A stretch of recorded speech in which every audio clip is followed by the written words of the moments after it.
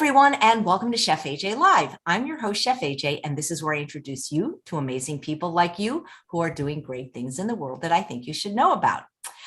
Before I introduce today's guest, I want to say that it is going to be a theme week, and I love doing theme weeks on Chef AJ Live. That's when we take 7 shows from Monday to Sunday, and it's all about a particular organization or a topic. For instance, we've had Mastering Diabetes Week, we've had Lifestyle Medicine Week, we've had Raw Food Week, we've had the Indian College of Lifestyle Medicine Week, and this week is going to be devoted to a wonderful organization called Plant-Based Telehealth that was founded by Dr. Lori Marvis. In fact, she's going to introduce each of the week's guests.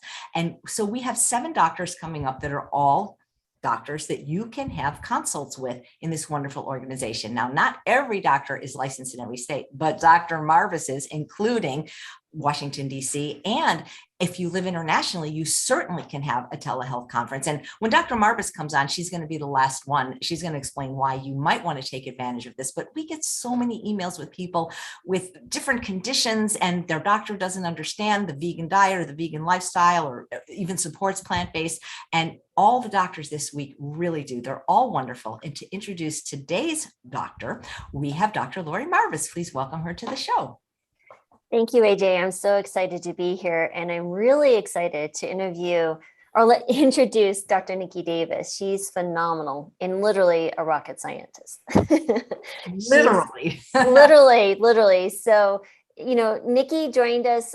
She reached out to us when we first launched last March, and we're just tickled to have her. She literally went back to medical school to share and educate patients and treat patients with lifestyle medicine using plant-based nutrition. And it's super exciting. She's licensed in California, Colorado, Florida, Louisiana, Montana, Utah, and Washington. So that's 7 states, I think, and more to come. And she's phenomenal. The patients absolutely adore her.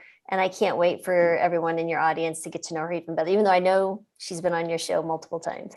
Great. Thank you so much, Dr. Marvis, and look forward to seeing you tomorrow for tomorrow. We know who's tomorrow. People will love him, another legend. Thank you so much, Dr. Marvis, and welcome, Dr. Niki Davis.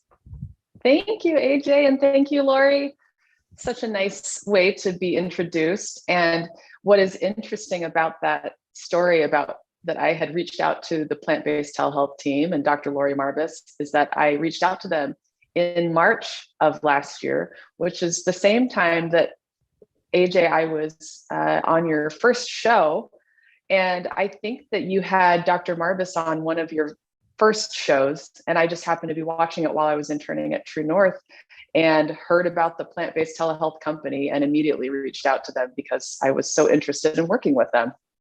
Yeah, you really work. If you guys have been following me for a while, the show started on March 20th, 2020, and Dr. Niki Davis was my first guest. Yes. So it was a lot of fun. Yeah. And the show that we had just before you was Dr. McDougall, and I know you learned from him.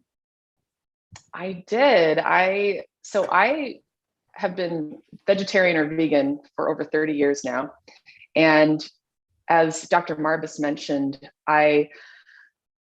my first career was as a rocket scientist. I was a mechanical engineer on the space shuttle program. And all my life, I've been interested in nutrition and especially being plant-based. And so it was one of those things where I thought, do I want to be an engineer my whole life and then do this plant-based stuff on the side? Or I just really wanted to dive in head first. So that's when I left my job and decided to go back and do medical school. And it was exciting because at the time, when I first started medical school was when Dr. McDougall came out with his book, The Starch Solution. And I loved the book. I thought it was fantastic. I actually bought quite a few copies for some of the other medical students that I was working with. And that really started the journey for me of how I wanted to practice medicine. And so it was really exciting to be able to learn from him through his book, but then I had an opportunity to intern with him during one of his in-person 10-day programs that he used to do in Santa Rosa, California. And I did that in 2016 when I was in my 3rd year of medical school. So I had a chance to not only see how he treated his patients during those 10 days, but I got to see the changes that it made for me as well, because at the time, although I was plant-based, I wasn't as, careful about oil and things like that and really focusing on the starches. And even in those 10 days, I saw a huge difference in not only the way I felt, but even in my lab values that they did for me, where I saw my LDL, which is your bad cholesterol, drop by 20 points. So I was convinced already, but this even just further made me excited about my future career, and just super excited about being able to follow in the footsteps of some of these amazing people. And I got to see some of Dr. McDougall's interview that he just did with you. It was just so much fun. He's a character, but he is doing some amazing things. And especially now that he's really focusing on the planet and the environment and how much our eating can affect that. Wasn't that cool how he said now Mother Earth is his patient? I thought that was so poignant. It's amazing. And it's interesting because you've met my 8-year-old son, August. So he has been vegan since birth. And sometimes we'll have conversations about why we're vegan. And that's one of them that comes up, is our planet and the environment. We talk about the animals too. And of course, I always mention, well, the reason I'm a doctor is because I want to help people be healthy through eating this way. But there are other things that are important to consider too. And one of those is taking care of our earth. So it's an important topic. So what made you decide to join plant-based telehealth as one of their wonderful practitioners? Yeah, so the reason that I went back to medical school initially was because I was already plant-based and I was already eating this way. And I was already sharing this with some family members and seeing not only the difference in how I felt, but how my family members were feeling by eating this way. So I was already starting to help people change their lifestyles. And I just got hooked. I was noticing that I just couldn't stop talking about it. I was just passionate about it. And so that's why I went back to medical school specifically, was so that I could become a physician, not only to become a physician, but to also, I think that as a healthcare provider, you are someone who people will listen to. You've had a certain level of education. And I felt that in order to really reach a large audience, it was something that could be helpful for me to be able to really share the message, not only to help the patients one by one in seeing them in a practice, but also just things like this, AJ, that you're doing that is amazing, that we're sharing it with a huge audience. So those are the things that I wanted to do. But also I love treating patients one-on-one and helping people who are really motivated make lifestyle changes. So when I was looking at what I was going to do, how I was going to have my practice look after residency, one of the things that I wanted to be able to do was to be able to see people one-on-one. And when I saw the plant-based telehealth business that had just started, I thought, this is exactly what I want, because it allows us to see people not only all over the country, but all over the world. We can see people from all 50 states and DC and in all different countries. So it really allows that to go everywhere, where people who live in rural areas who don't have access to, let alone a primary care provider very easily, but also someone who just understands the plant-based lifestyle and understands how to help people who are making significant lifestyle changes. Because we have people who are on insulin, have been on insulin and diabetes medications for years. And regular conventional doctors just don't have the experience in people losing weight, improving their blood sugar numbers, and knowing how to specifically titrate them off of medications as their health improves. Mostly what we're taught is how to add medications and for what reasons, how to continue to check, do they have protein in their urine, check if their blood sugar is, how it's doing, how to dose their insulin, either a long-acting insulin, a short-acting insulin, how to check their hemoglobin A1C. We know how to manage the problem, which unfortunately continues to get worse over time. But as a lifestyle medicine doctor, we see people all the time, every day, who are making these significant lifestyle changes and need a doctor who can help them with their wellness journey of getting off of medications and doing that in a healthy way. So that was what was really exciting about joining plant-based telehealth, was to be able to help those people who otherwise wouldn't have access to a doctor who has that kind of background and that kind of experience. The other thing that I really liked about plant-based telehealth was that we are a group of doctors, we are a group of healthcare providers, and we all work together. We constantly are bouncing ideas off each other, sharing research with each other. If I have a patient that I'm wondering, is there something else I could do? Is there something that I'm not thinking of? I will reach out to the group and say, hey, have you guys had a patient that has had this? And I mean, we've got Dr. Clapper. So I have access to him. And so he shares with us. So we're really learning from each other. And it's a new era where lifestyle medicine hasn't been around all that long. And so we are not only on the forefront of this movement of helping people make these lifestyle changes, but we have access to all these doctors who are doing it day in, day out. So it's really exciting. And that's a big reason why I chose plant-based telehealth. Well, you mentioned lifestyle medicine. You want to give a quick and dirty definition of what is lifestyle medicine? Yeah, so very simply, it is evidence-based. It's an evidence-based therapeutic approach to not only treating and preventing, but also a lot of times reversing chronic lifestyle-related diseases. So when we think of chronic diseases, we think of things like obesity, being overweight, high blood pressure, hypertension, diabetes, arthritis, things that are chronic conditions that a lot of people live with most of their lives, but that are lifestyle related. This is not something that's genetic. You might be predisposed to something genetic, but until you add in those lifestyle choices, you're not going to have those diseases come up. So that's where lifestyle medicine really looks at these chronic diseases that can be treated or reversed, and especially prevented by just making lifestyle changes. And there are 6 pillars to lifestyle medicine. The number 1 is whole food plant-based nutrition. That's my favorite. But there are some other important aspects to lifestyle medicine. So you got the whole food plant-based diet. You've got physical activity. So we don't call it exercise because it's not just about waking up at 3 o'clock in the morning and go running on a treadmill. It's about being physically active during the day and making sure that you are incorporating that into your day. There's also social connectedness and positive psychology, huge with this pandemic that we've got going on, and feeling socially connected to others. And I know, Chef AJ, this is a big reason why you started doing this show, was to help connect people this way and keep this conversation going. The other thing is, let's see, I've got, yes, stress management and emotional wellness. So making sure that, you know, all of us are stressed, all of us are overworked, and making sure that you are managing that appropriately. Being sure that you are avoiding risky substances. So we help people who are just looking to quit smoking, or even alcohol. You know, we know that research shows that really alcohol, at the end of the day, there's no level or amount of alcohol that's healthy. So that's another one.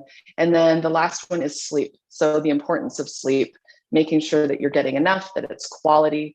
And we help people. It's not just about, oh, here, have a medication that will help you sleep. It's really looking at, why are you not sleeping well, and what can we do to help you sleep better using lifestyle changes. So those are the 6 pillars of lifestyle medicine. The American College of Lifestyle Medicine, I believe, started in about 2004. And that was more education for healthcare providers to learn about how to incorporate lifestyle medicine into their practice.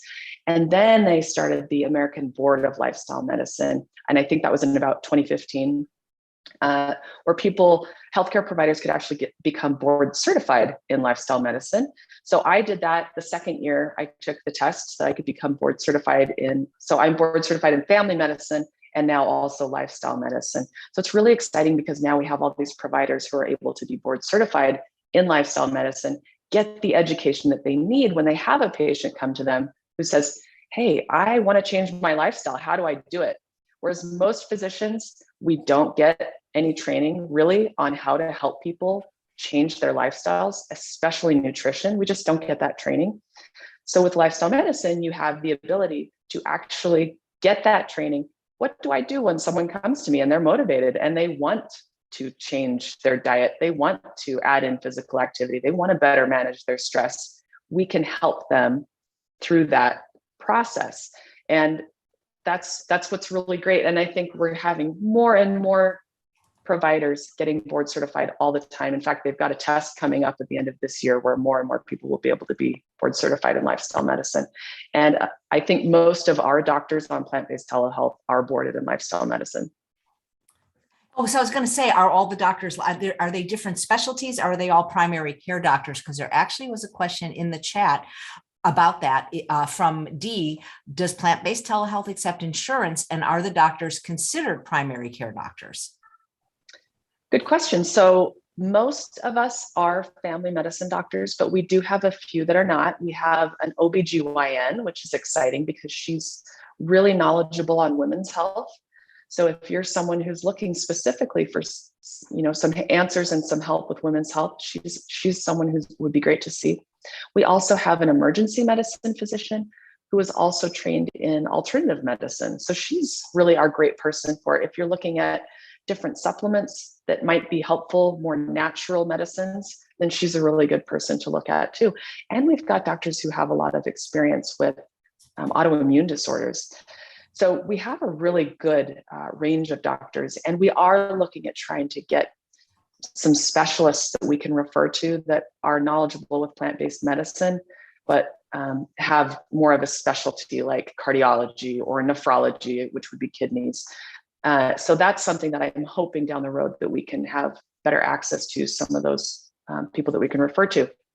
As far as insurance, right now we do not accept any insurance. So it is just a cash pay only. But that is something that I think that as we grow will be something that will be possible down the road. Right now it is just cash. So yeah, we don't take any insurance at this time. Now, if you do have Medicare, we still can see you. You just have to make sure you see a provider who's opted out of Medicare. Great. So Rebecca may have tuned in late. She goes, what is plant-based telehealth? And also maybe you can say, how do you see patients and where do you see them? Yeah, so plant-based telehealth is a telehealth platform that includes 9 doctors right now. We are expanding all the time, but we have 9 plant-based physicians, both MDs and DOs, who are boarded in either family medicine, emergency medicine, OBGYN, we have an OBGYN, and people who are also, most of us are boarded in lifestyle medicine or almost boarded in lifestyle medicine.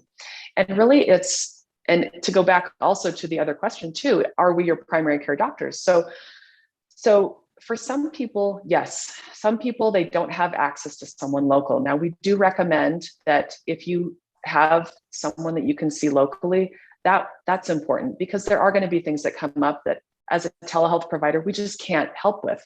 So if you're having heart palpitations or, your heart is racing, we can try to help you with knowing what labs to order, but we can't listen to your heart over telehealth.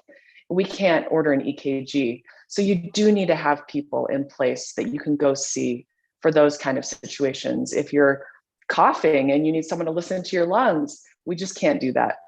But for most people, what they use us for is it's someone who already has a primary care provider, but maybe it's a primary care provider who just either doesn't know about the plant-based diet, or maybe they're not supportive of it. I have that happen a lot with patients. They say, hey, I'm really interested in changing my diet, but my doctor says, no, start your statin. This diet, I don't know that it's going to be helpful for you. You need to get on insulin. Whatever it is, they're just not supportive. So what we do is we will jump into the situation and say, this is what we want you to do to get well. And then once that patient gets well, they return to their primary doctor and they say, well, my cholesterol is normal, my diabetes has been reversed, my blood pressure is fine, so I don't want to start those medications that you offered me 6 months ago. So we really help them transition to getting well. And then if they want to, then they can go back to their primary care doctor. But the other thing that we do is we work with people's primary doctors. We help coordinate their care. I'm happy to get on the phone with your doctor or your specialist and try to help coordinate that care. We're not looking at trying to take over for a primary doctor necessarily. We're not trying to butt heads. We're trying to help coordinate the best care for you. And so sometimes that's what it is it's helping coordinate with your primary doctor or your specialists. But there are some patients who just don't have access to a primary doctor and they need telehealth services. And that's where we can help out with a lot of things. We can order labs, we can write prescriptions for medications, but just being aware that there is just a limit to what we can do because it is telehealth only. You have to be an adult because they're asking, what would you recommend for SIBO in a child? Do you see children? We do see children. Yes, we have quite a few children that we see. We do. I've seen some kids just for like a wellness check. It does not replace the wellness check that you get in a local office where you would get, testing their eyesight, getting vaccinations and things like that. But as a kid who maybe has been vegan for a long time, and you just want to make sure that they're not missing out on, what kind of supplements that they need to be taking. Is there anything in addition to B12, or what age should they start B12? What kind of B12? Things like that for vegan kids, we just want to make sure, are we doing all the right things? Are they getting the nutrition that they need? So absolutely. And I do know that Dr. Lori Marbus has quite a few type 1 diabetic children that she helps with who are diabetic. And so they do require, and because it's type 1, they require insulin, and helping them plan their plant-based diet so that they are using as little insulin as possible. And she's had a lot of good success with that. So absolutely, we can see children as long as you're seeing a family doctor who can see both adults and children. That's great. What about people who live out of the country, Dr. Davis? Can they have a telehealth appointment with one of the doctors? They can. So we can see people from any other country because of the way that when you're working in the United States, you do have to be licensed in the state in which your patient is currently located. So for instance, if someone is living in, let's say, Oregon, where I'm not currently licensed, I'm in the process of getting licensed there, but I'm not currently licensed in Oregon. However, if they drive across the border and they're hanging out in a hotel in Washington where I am licensed, I can see that person. So it's just based on where you are currently located. And it kind of makes sense because when you're seeing a doctor in person, if you cross state lines and you're in a state where you don't live, you can still see a doctor there. They're licensed in that state. So it's similar with telehealth. With seeing someone who's out of the country, so we don't have to be licensed unless we're located in that country treating a person. So if I'm in France and I want to treat a person in person, I would need to be licensed. But because we are located in the United States, we can consult for those patients who are out of the country. Now, of course, we can't order labs for them. We can't prescribe medications, but we can do a consultation and we can give recommendations. And I've had this happen with patients out of the country where I've been able to say, these are the labs that I would order for what you're telling me. These are the things that I would recommend that you do.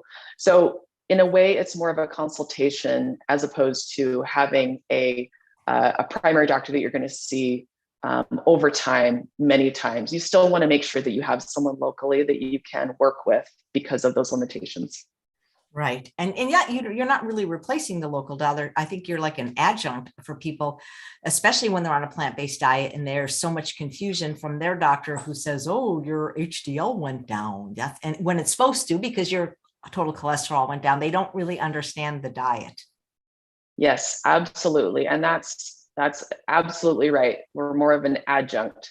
So when your doctor just doesn't understand the plant-based diet and the things that we typically will look for. So not only do we check B12, but a lot of times we'll check methylmalonic acid and homocysteine, which can give us even more information about your B12 levels. We can help you really with looking at your nutrition specifically. Sometimes we look at, are you getting enough omegas? And how do you best get your omega fats? Where a conventional doctor might say, well, omegas, let's see, fish oil, because that's just what most people think of when they think of omega fats. But for us, where we really dive deep into plant-based nutrition, we can really help with what is an omega fat? Is it something that a fish makes? Well, no, actually they get it from the plants that they eat, like the algae. So there's no reason that you need to get omega fats from a fish, because they're not making it themselves. It's essential for them too. They're eating it in the plants that they're eating. So there's no reason that we shouldn't just get it from the plants. Right. Terrific. And for people that live in the country, you can order labs, and their insurance would probably pay for the labs, I would imagine. Yeah, and in fact, that's a good thing to bring up, because yes, so we work with both Quest Diagnostics and LabCorp, which are two of the bigger lab companies in the United States, and they have locations all over the country. So when I order labs for someone, you will just call the company and they will tell you the closest locations that you can go and get that lab work done. It gets sent to me, and then it gets shared with the patient as well. And yes, sometimes depending on the labs, depending on our visit, your insurance company will help pay for some of that or all of it. The other thing that we can do at Plant-Based Telehealth is we can give our patients what is called a super bill. So that is where we take notes as if we're going to be billing to insurance, even though we don't. And so we put a lot of information in there about diagnoses, codes. And so what we can do is, with the super bill we provide to you, you can then take that and submit that to your insurance company. There's a chance they might not cover any of the fee that we charge, but we have had patients where they've either had partial reimbursement or full reimbursement from their insurance companies with that super bill. So that is a possibility. The other thing is, we have people who have HSA accounts through work, and they'll just use their HSA account to then pay for their visits, because it is a healthcare expense.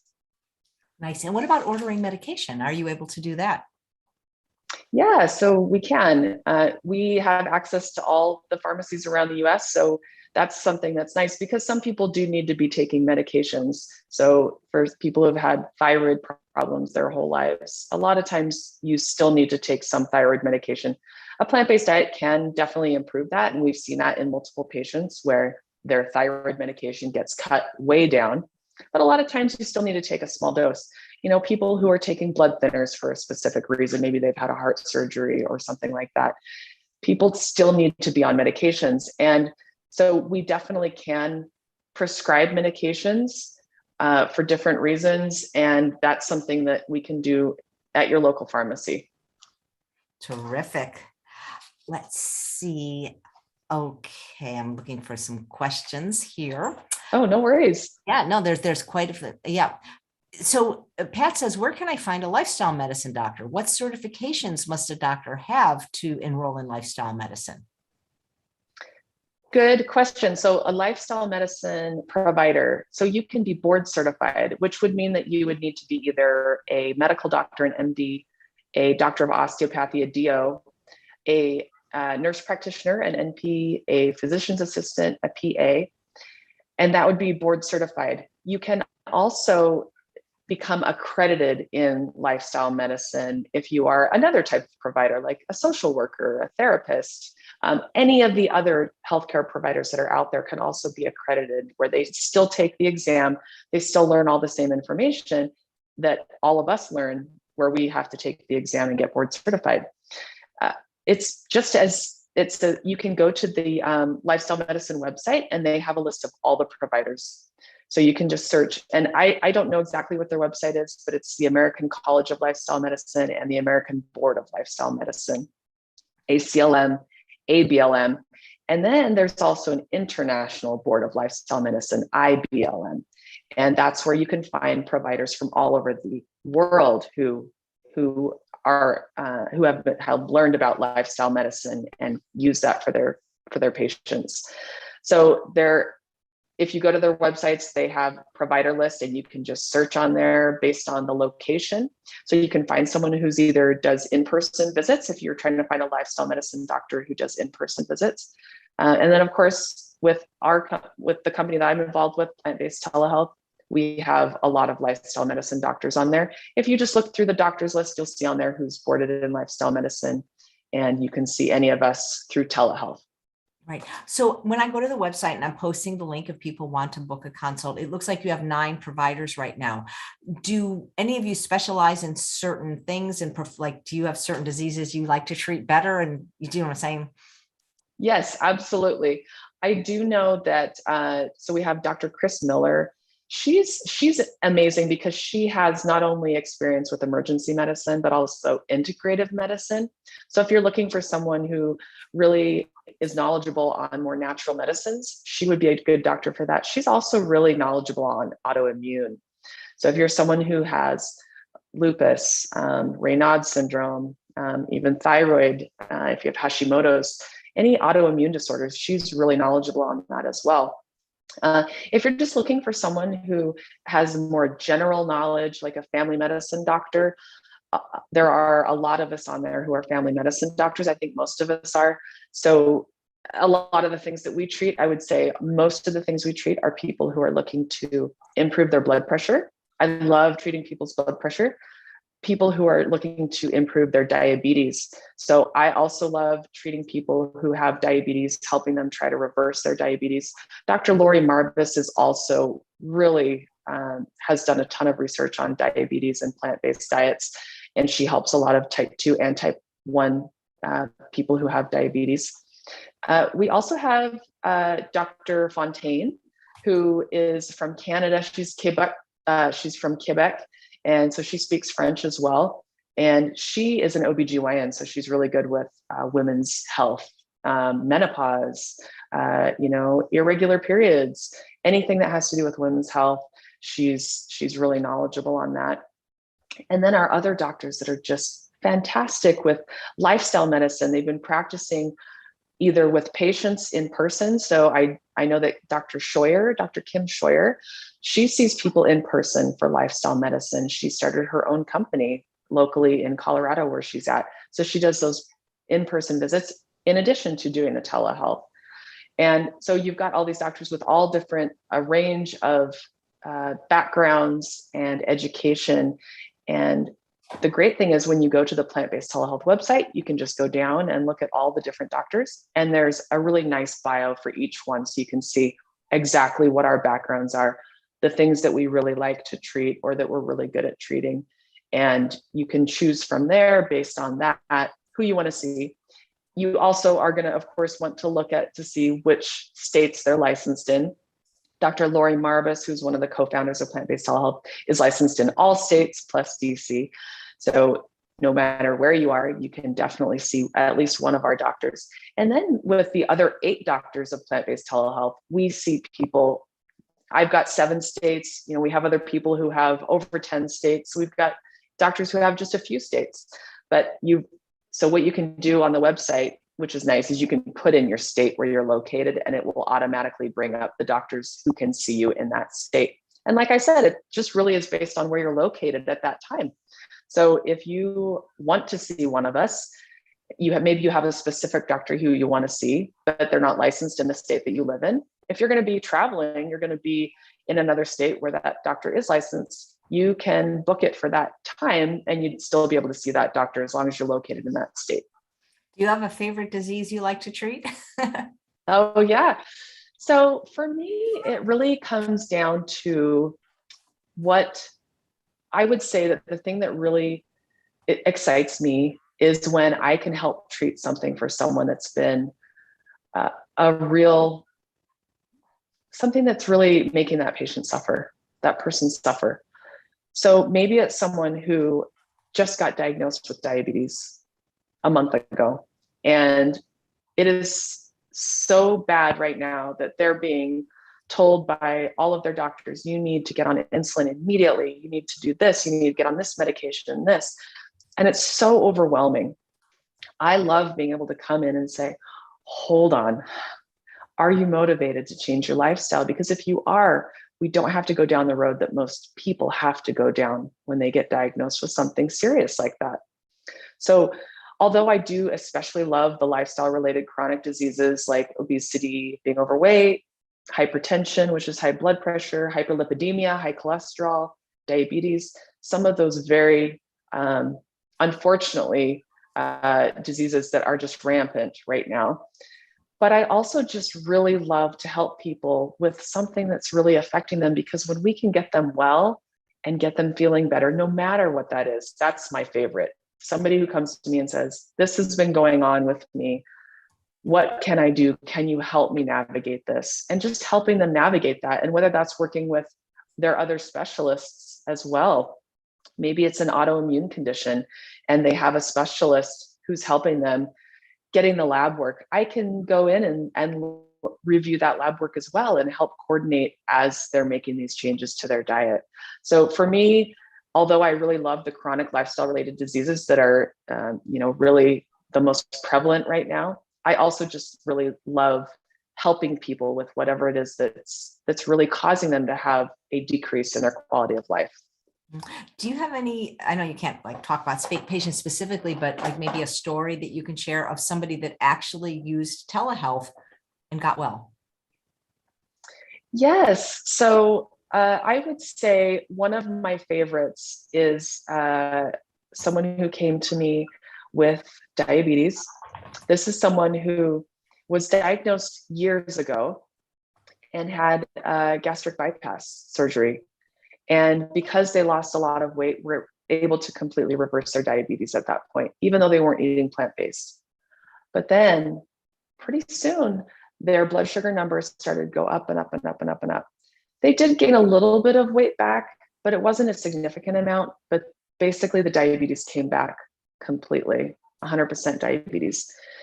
And what I did was I talked to her about, okay, this is the time, like lifestyle medicine and changing your diet to plant-based. And so she immediately went on a plant-based diet and was able to completely reverse the diabetes again using a plant-based diet. And in addition to that, she was able to lose weight, her blood pressure improved, and in fact, a lot of her pain improved. That was really exciting too. She wasn't expecting that this chronic pain that she'd had in her low back, in her knees from arthritis was going to improve. But just by improving her diet, those things started to improve too. So she was able to see some changes that she wasn't necessarily expecting.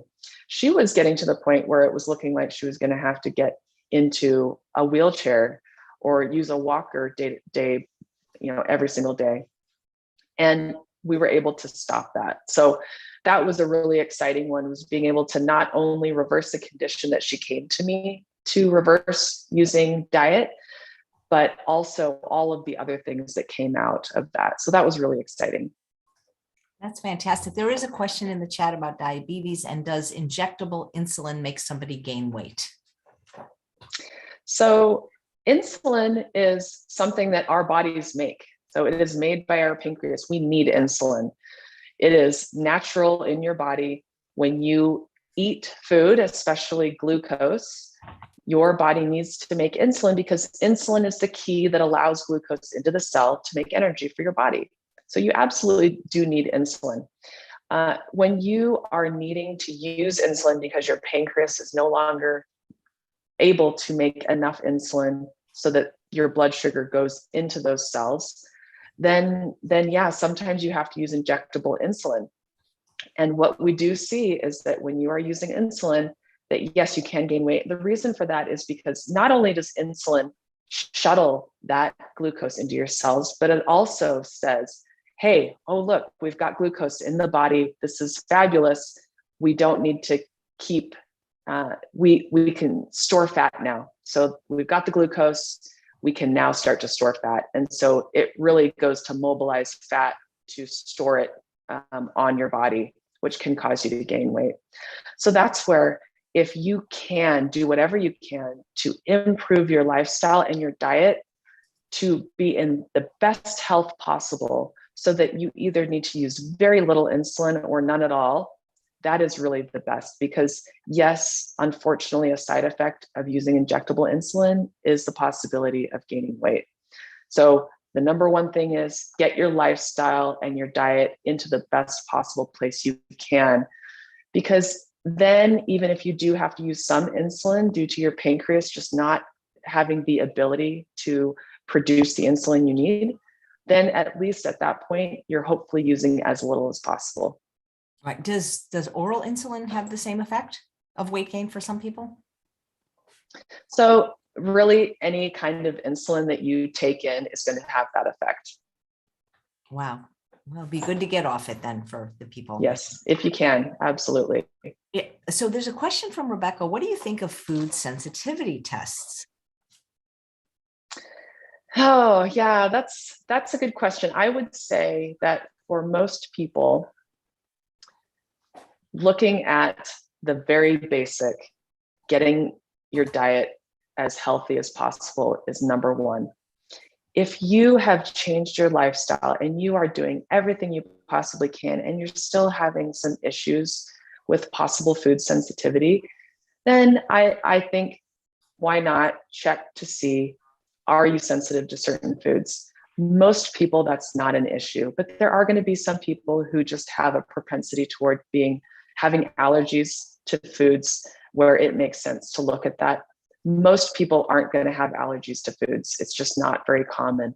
So I would say that if you are looking at trying to find, why am I feeling this way? Why am I bloated all the time? You've really got to dial in your nutrition first and get that teed up. And if you're still having issues, then you could looking at other avenues for why you might be feeling the way you are.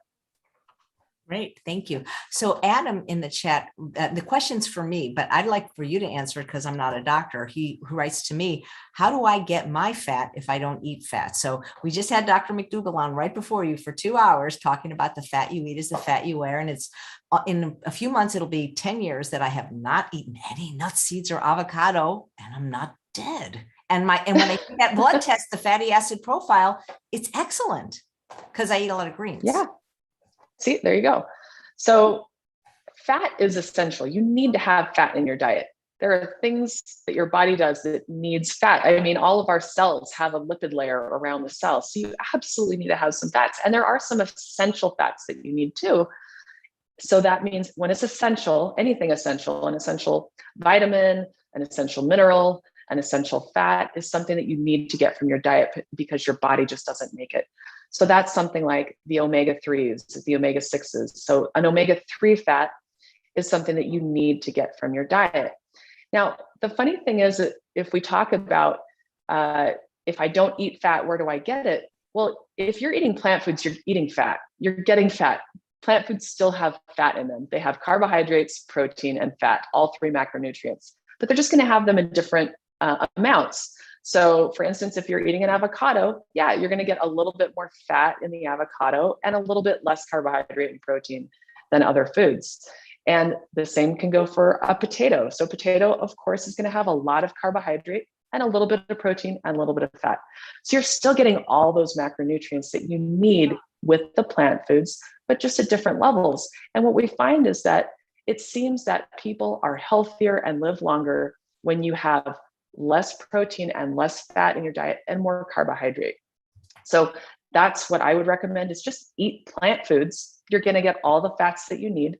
And if you're looking specifically for those essential fats, like the omega-3s, and you're someone who can eat nuts, so walnuts are great, flax seeds or chia seeds. So if you're not wanting to eat the nuts as much because of the higher fat content, then look at the seeds and do something more like that. And even eating something like, sea vegetables are going to be high in that, or greens are going to be high in the omegas. So there are ways to make sure that you're getting that. It's not rocket science. And I know that because I know rocket science, but it isn't. You just eat the food, eat plants, try to be somewhat varied in your diet. Don't just eat bread and jam every single day. You've got to still get colorful veggies and get your greens, get those high antioxidant foods like berries. But you don't have to be so stringent on exactly what you're getting every day. As long as you're eating whole food, plant-based, you're filling up, making sure you're getting good starches so that you're satiated and happy, then you're doing great. That's great. Let's see. Victoria says, can you tell us more about the transition from numerous medications to a non-medication lifestyle? Yes. So I've seen it. It happens. And between the 9 doctors at Plant-Based Telehealth, we see it. We actually do see people come in on multiple medications, able to get off all of them.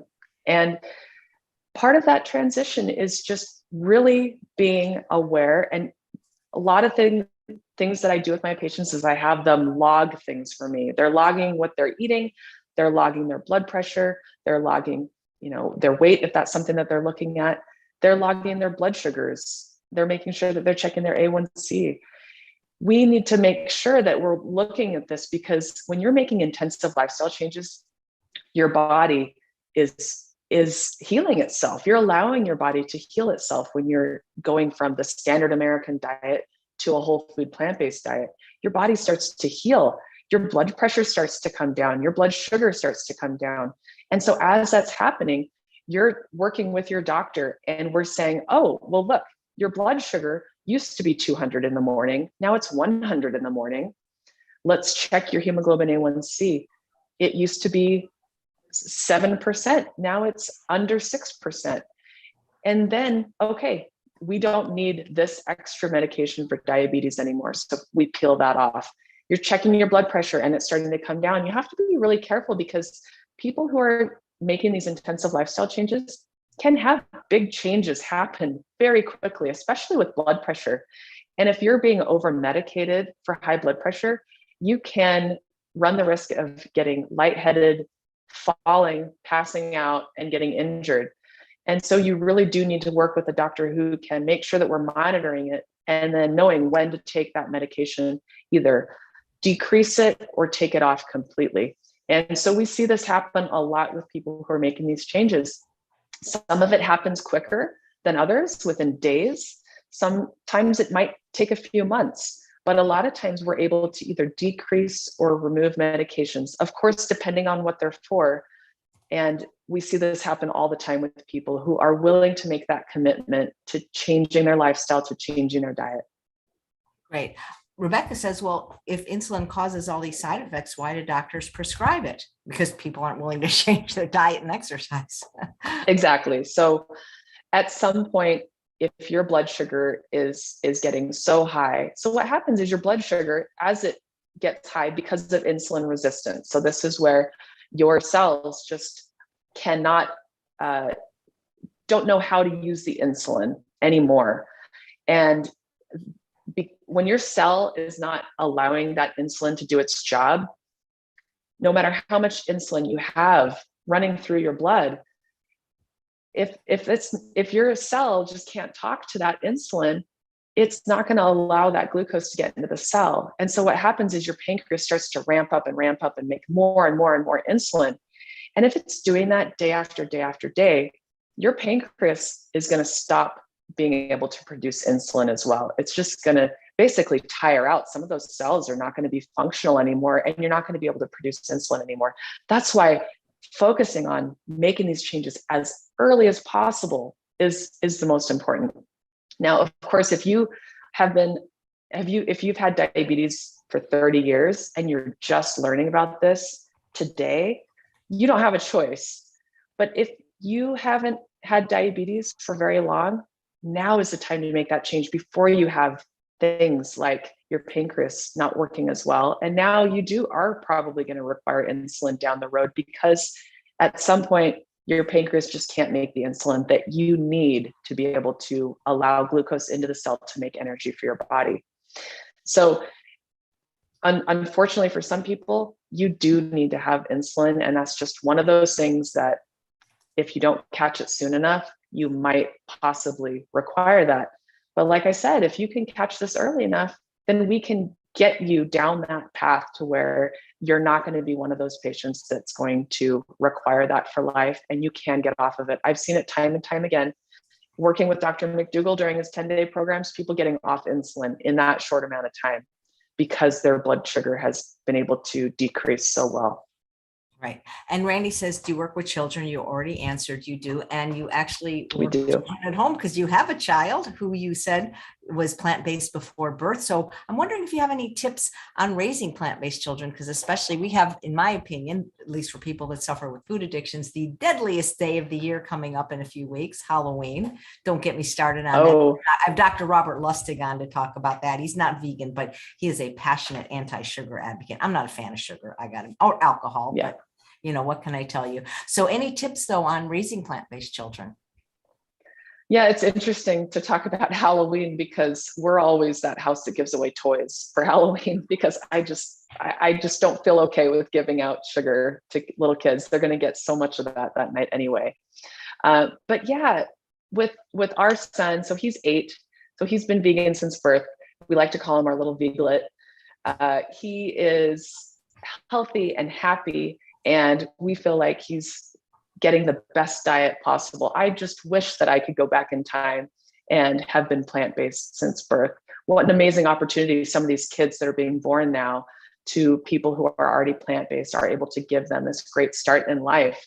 I mean, we know from autopsies that children can start seeing signs of atherosclerosis, which is hardening of the arteries or calcium deposits in the arteries, as little as 5 years old or even earlier. And it's just ridiculous that, we think like, oh, well, it's just mac and cheese and chicken nuggets, and that's what all the kids eat. But you're really doing harm to your children by feeding them such poor nutrition, nutritionally deficient foods that are highly processed. When instead, I mean, I have this great video, AJ, that I've been looking to post somewhere of my son just devouring a kale salad. And I think he was probably 6 at the time. And just to show, if you give kids the healthy food, they will eat it. Now, if it's a kid who's eating the standard American diet, maybe it's even like a teenager who's really resistant and they want to be independent. It might be more difficult, of course, but at the end of the day, whatever you provide, and you being a role model, of course, you eating that way is going to help. But you have the ability to provide that food to that kid. If I have someone who says to me, but all my kid will eat is mac and cheese and chicken nuggets, well, that's because that's what you're giving them. You give them. Duh. Yeah. I don't give my kid that. So he doesn't eat that. He doesn't ask for it because that's just not even in his repertoire. So my kid eats healthy, whole food, plant-based food. I've never had an issue with him being picky. He eats what I give him. And at the end of the day, kids are going to eat. Kids are not going to starve themselves, maybe for a day or 2 or even a week. But eventually, if you keep giving them food, they are going to eat it because people need to eat and kids are going to eat. They're not going to starve. So offer them the healthy choices. Don't give them the opportunity to have a poor choice. Give them the healthy foods and they will eat that, I promise. And one of the things that I always like to do with my kiddo is just start him out right at the beginning of the day.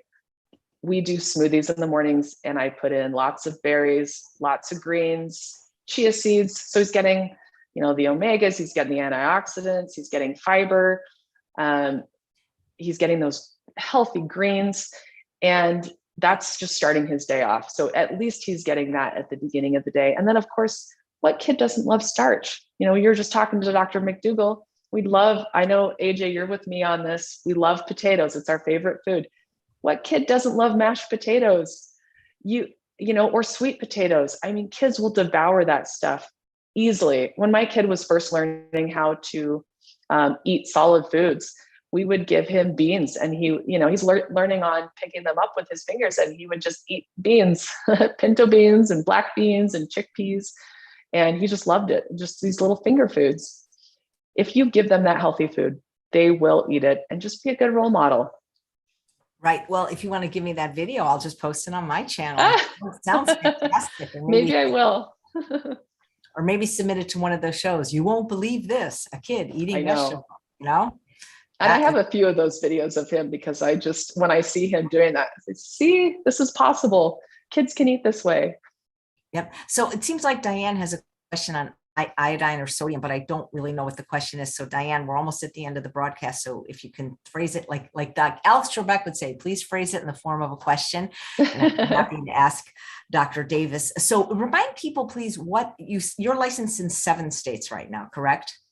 Correct. So I think I have them memorized now, at least for now, until I keep adding more. But California, Colorado, Florida, Louisiana, Montana, Utah, and Washington. So that's 7 states. I'm working on Oregon right now. And I do have some others that once I have Oregon that I will add as well. So if anyone has any states that they really want me to be licensed in, you can post and I'll take a look and we'll see if I can get onto one of those states. How do you guys decide like which states that you're going to do it in? Like I would pick Hawaii for sure, just in case.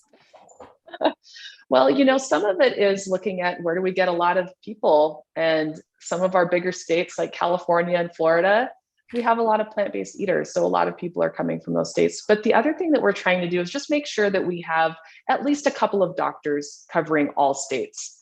So we're looking at where do we have only one doctor? Let's at least try to add another one to that state. So we at least have a backup, because we are noticing that our doctors are getting more and more busy.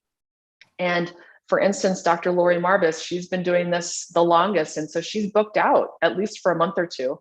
So if you're really trying to find a doctor for a couple of days from now, and she's only in one state, then yeah, that can be hard, because then now you can't see anyone for a couple of months. So that's why we're trying with the doctors that we currently have to at least get a couple of doctors in each and every state, so that you've always got a backup. You've always got someone else that you can see. Is there any states that are so unhealthy that nobody in that state has yet booked an appointment with plant-based telehealth? Now that would be a good question for Dr. Marbus. She probably knows those statistics. She'll be here next week, and I'll ask her, but that would be very interesting. I'm wondering if there's a like preponderance of people in the bigger cities like LA, New York versus like the South, where healthy has not yet caught on and may never catch on. So, and how do people make an appointment with you?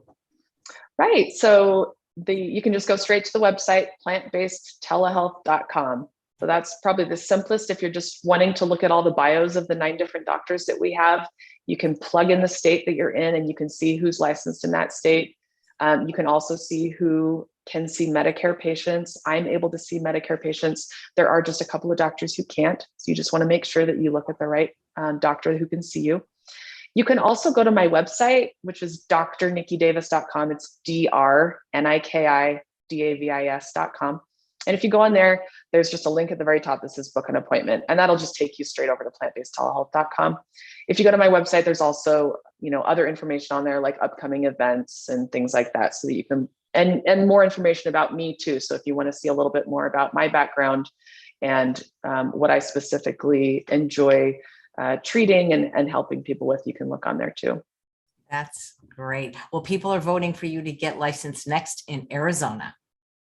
Oh, well, that's actually another one that I was planning on doing, but they are starting to do where you can do a telehealth only license where you can be registered for that. So that is something that's passed.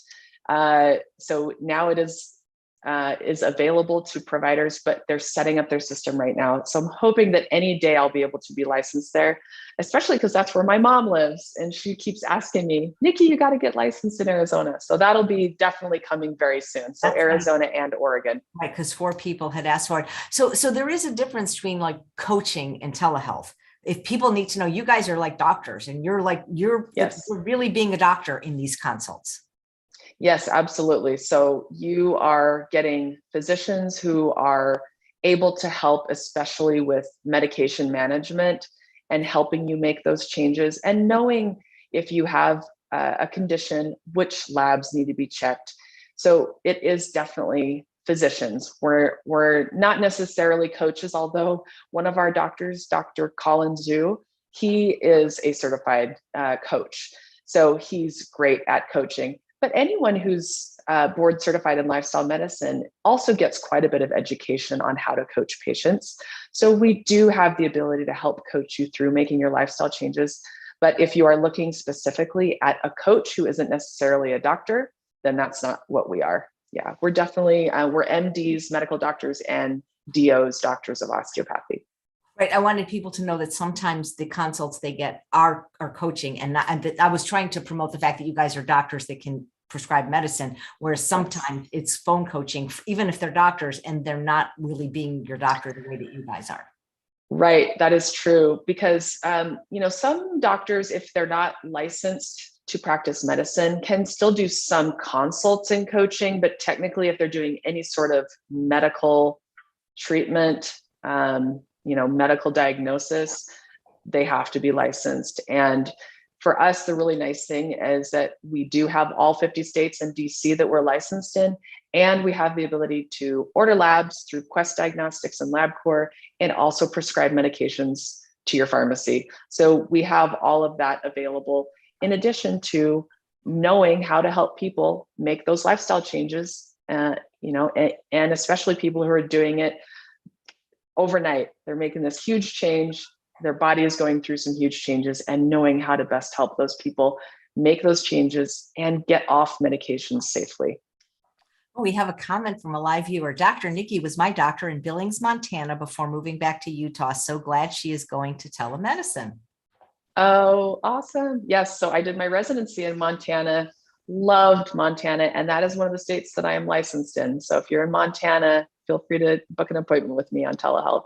Well, I don't know if you saw all of the show with Dr. McDougall, but somebody was asking him that when the pandemic's over, will he go back to in person? He said, I hope not, because he said he's getting better results with telehealth and that it's more intimate. And I agree, because I actually, if I didn't have a lifestyle medicine doctor already, I would definitely go to somebody in plant-based telehealth, but I had one and I like him. And, I had one in-person appointment, and then the pandemic hit, and now we do it. I mean, obviously, I can't take my blood pressure and things like that, but everything can be done. And I find it's so much less stressful seeing the doctor here than it is driving and parking and having, I love telehealth. I love it for mental health. I love it I can't really do it for dental health yet, but for every other, wouldn't that be nice? Yeah, here, clean that my, would be. Yeah, because that's what it's, oh boy, the dentist. But I think it's wonderful. And I wish people would give it a try. And I wish people, if they don't have a vegan or plant-based or lifestyle medicine doctor on their team, we're not asking you to get rid of your doctor, but if they're not vegan and don't understand your diet, it's just such a nice thing to have somebody on your team that does.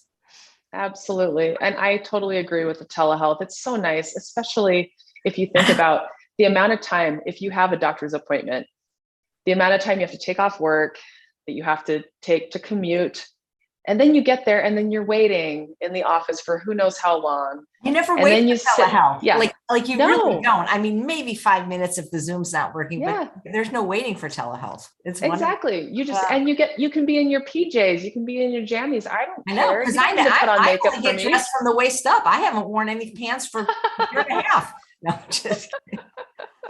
Well, it's kind of true. Yeah. It's great for both sides, right? I love it too, because it allows me to, I have a little office here, but I also work from home too. And it makes it to where I'm able to be more efficient. I can spend more time with you instead of the 15-minute appointments that I was used to in residency, where it's like, okay, I go in, I talk to you real quick, I come out, I type up what we're going to do, go back in. Okay, now I'm to the next patient.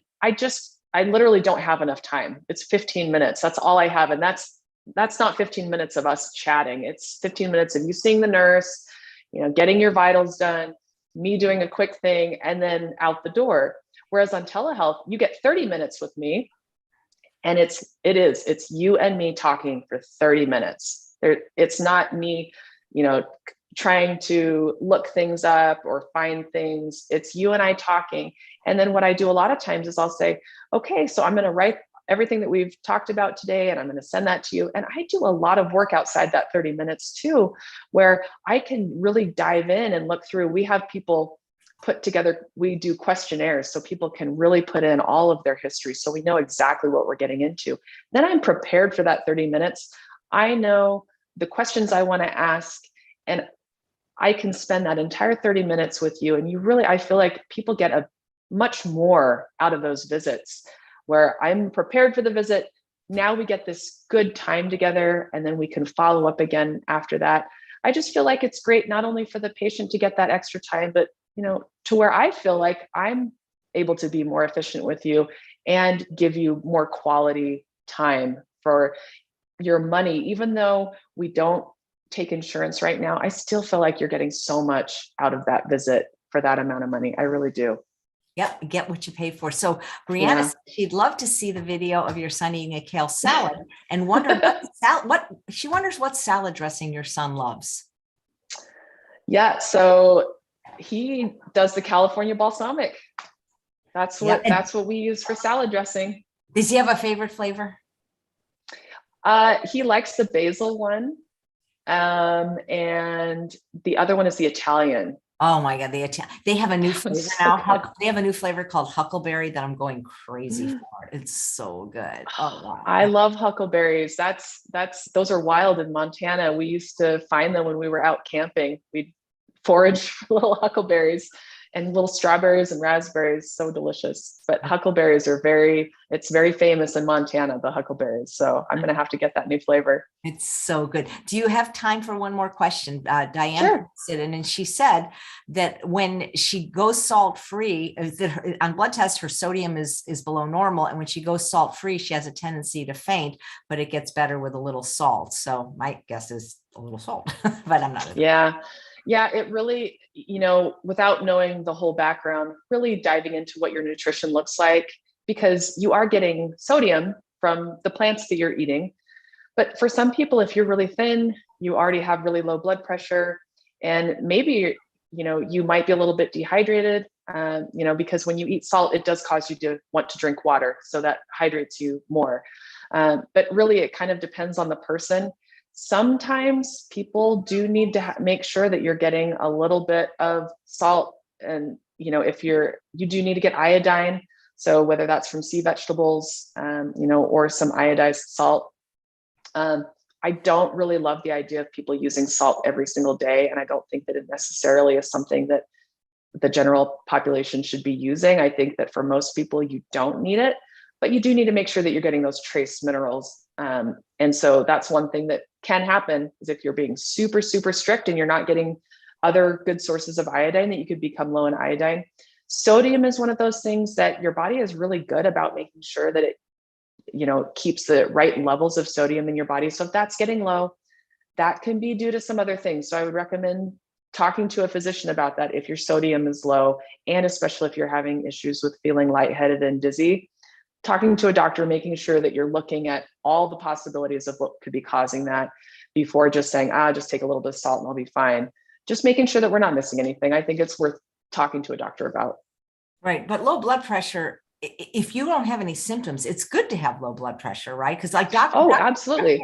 yeah, doctors that aren't Well, plant-based, they freak out at my blood pressure. Like sometimes it's 88/54. I've never fainted. Well, I have fainted, but it was because I was sick. But I mean, I'm not dizzy. And they're like, oh, your blood pressure is so low. And I'm like, I'm fine, honestly, because they don't see people with normal blood pressures. But of course, if you're fainting or having symptoms, then maybe it's too low for you.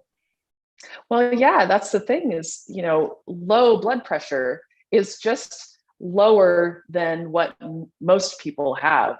So it's not necessarily low. It's just that as a doctor, you just typically don't see people with great blood pressure, which is, less than 120/80. We see people with 120/80, and a lot of doctors will say, that's fabulous, great job. But if you're 121/81, now you're becoming pre-hypertensive. So 120/80 shouldn't be the goal. And in fact, what we notice is that people with, who eat really healthy, like you do, Chef AJ, that typically it can be down to 90/60. And that's pretty normal. And as long as you're not having symptoms, then yes, that's a fabulous blood pressure. Having a low blood pressure just means that your heart isn't having to work as hard to get nutrients and oxygen to all the tissues in your body. It's just not having to push against something to get there. And usually with people who are eating the standard American diet, they are having their heart is having to push against something, which is usually calcifications, plaques in the arteries. It's called atherosclerosis. It is prevalent.